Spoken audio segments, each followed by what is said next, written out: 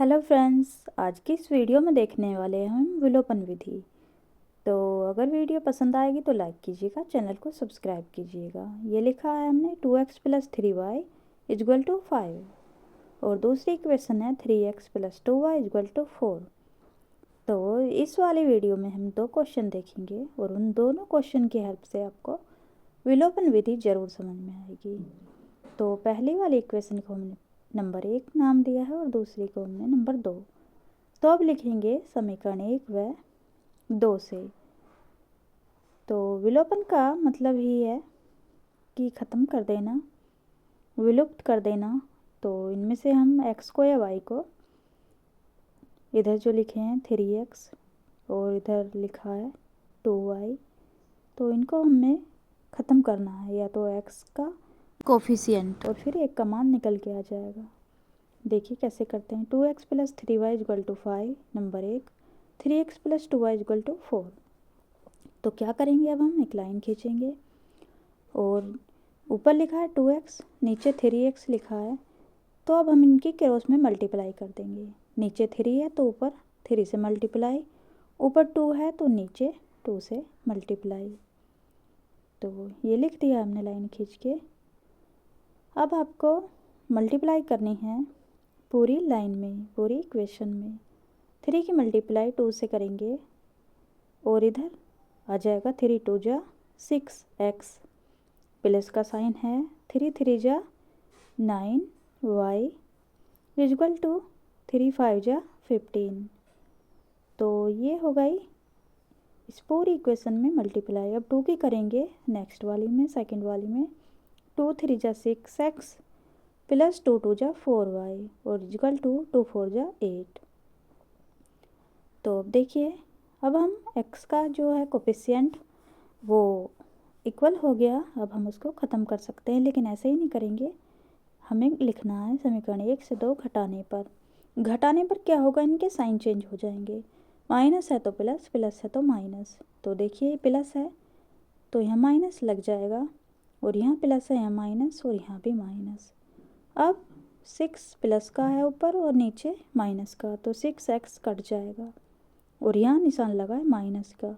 9 में से 4 माइनस करेंगे तो आ जाएगा 5y और = 15 में से 8 जाएगा तो कितना बचेगा, 7 बचेगा और y = 7/5।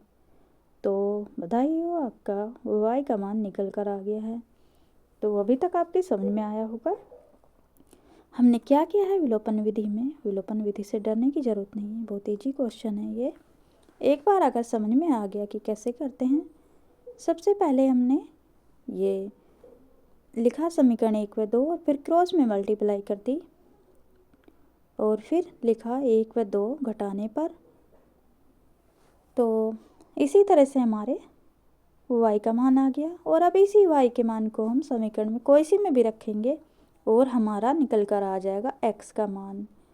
तो उम्मीद है आपकी समझ में आया होगा। अब हम इसी मान को रखेंगे समीकरण 2 में। तो ये लिखी मैंने समीकरण 2, और y का मान समीकरण 2 में रखने पर ये मैंने लिख दिया नेक्स्ट पेज पर, वहाँ जगह नहीं थी। x का मान हमारा 7/5 आ चुका है। 3x + 2y = 4 में अब हम लिखेंगे, रखेंगे x का मान। तो रखते हैं 3x प्लस और 2, y की जगह y का मान पुट कर देंगे 7/5 और = 4 है तो 4 ही लिखेंगे। तो अब क्या है, 3x प्लस 2 के ऊपर मल्टीप्लाई हो जाएगी 14/5 = 4। 3x बराबर में 14/5 है, ये उधर जाएगा, इधर प्लस का था तो उधर माइनस का हो जाएगा, तो 4 में से माइनस होगा, 4 - 14/5। नीचे 1 मानेंगे और क्रॉस मल्टीप्लाई करके सवाल को सॉल्व कर देंगे। 3x = 5 की 4 से मल्टीप्लाई हुई 20 आया, और 14 की 1 से होगा तो 14 × 1 = 14। नीचे मल्टीप्लाई 5 × 1 = 5। तो अब देखिए 3x = और 20 में से 14 जाएगा तो 6/5। तो अब x को इधर ही छोड़ेंगे और 6/5 और उधर मल्टीप्लाई में 3 है, नीचे डिवाइड में जाएगा तो 6/15 आ जाएगा। छोटा भी कर सकते हैं कट करके हम, लेकिन ऐसे ही लिख दिया मैंने। तो ये आया हमारा x का मान और y का मान था 7/5। दोनों के मान आ चुके हैं। तो कैसी लगी आपको वीडियो ज़रूर बताइएगा। नेक्स्ट क्वेश्चन और देखते हैं। तो देखिए हमने ज़्यादा कुछ किया नहीं है, इजी था सवाल। यहाँ पर हमने y का मान रखकर x का मान निकाल दिया है। तो इजी था ना। ये 10th क्लास में भी आता है बोर्ड की परीक्षा में। काफ़ी इम्पोर्टेंट टॉपिक है। आज मैंने ज़्यादा क्वेश्चन नहीं लिए, 2 ही लिए हैं, 2 में ही वीडियो काफ़ी लॉन्ग हो गया। तो अब देखते हैं नेक्स्ट क्वेश्चन। ये लिखा 3x + 4y = 10, 2x। इसको हम समीकरण 1 का नाम दे देंगे और दूसरी को समीकरण 2 का नाम दे देंगे। तो अब वही लिखेंगे जो पहले लिखा, समीकरण 1 व 2 से। समीकरण 1 व 2 से क्या निकालेंगे हम, x और y का मान निकालेंगे और एक विलुप्त कर देंगे हम x के कोफिशिएंट को या y के कोफिशिएंट को। तो 3x + 4y = 10 पहली इक्वेशन थी, ये लिख दी हमने। और अब दूसरी इक्वेशन 2x - 2y = 2। ये है 2x - 2y = 2, ये दूसरी वाली इक्वेशन लिख दी है हमने। तो इनसे निकालेंगे हम x y का मान। अब क्या करेंगे हम, क्रॉस मल्टीप्लाई करेंगे, ऊपर 2 से नीचे 3 से। तो यहाँ 3 लिखा है तो 3 की मल्टीप्लाई नीचे करेंगे, नीचे 2 लिखा है ऊपर करेंगे 2 से मल्टीप्लाई, क्रॉस में मल्टीप्लाई हो जाएगी। और देखिए अब कैसे करते हैं मल्टीप्लाई। और ऊपर 2 की 3 से की, 2 3 जा 6x + 2 4 जा 8y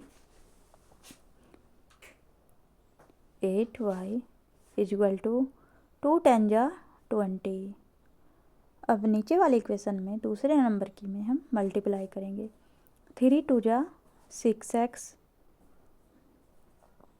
- 3 2 जा 6y = 3 2 जा 6। तो ये हो गई मल्टीप्लाई। अब हम ऊपर वाली समीकरण में से नीचे वाली समीकरण घटाएंगे।